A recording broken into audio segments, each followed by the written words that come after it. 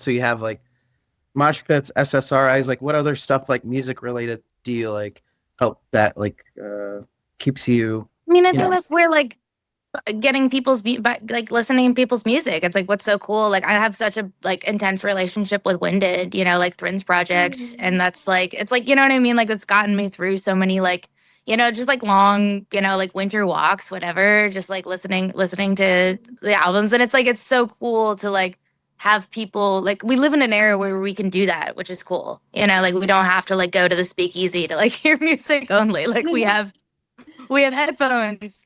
And I think there's more people also like just plugging. Like I think my relationship with music has gotten a lot better since I got like a Walkman, which is like it's like arch hipster shit, but it's also very lit. Like I think like having relationships where out with albums where you have to like kind of pick one or two tapes or CDs to walk out with, and you're not sort of like bombarded with the like multitude of streaming, Yeah.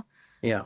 I think as an artist too, like I've heard a lot of other artists talk about this. I don't necessarily feel this, but they like having the numbers and stuff, like going in and like listening to somebody and seeing like what their monthly listeners is like, regardless or not if you're like into that, like it affects your perception of Yeah.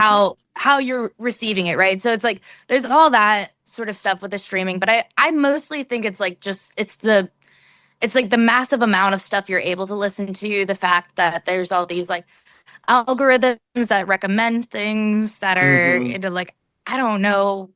I don't know what is pay to play, like I don't know what is not. It's just like and it's just sort of like I think it devalues records or something. It makes you like not sometimes there's like a lull in a song and you're like, oh, I'm skipping this, and it's like I notice myself doing that from time Hmm. to time and I'm like, let me just like sit through it. And sometimes you sit through it and you're like, oh, I like totally get where that fit into the context of the record or the song. And I'm so glad I like sat through this moment of fucking, like me thinking that I don't know, like me thinking I didn't want to like hear something through. Like I just think attention spans are like mine included are like so fried Yeah. from uh being online, that being able to have recorded music in a way that feels like healthy and good for you, whether that be like a Walkman or Spotify or Apple Music or Cuba, like whatever it is, having that and following people. I just think like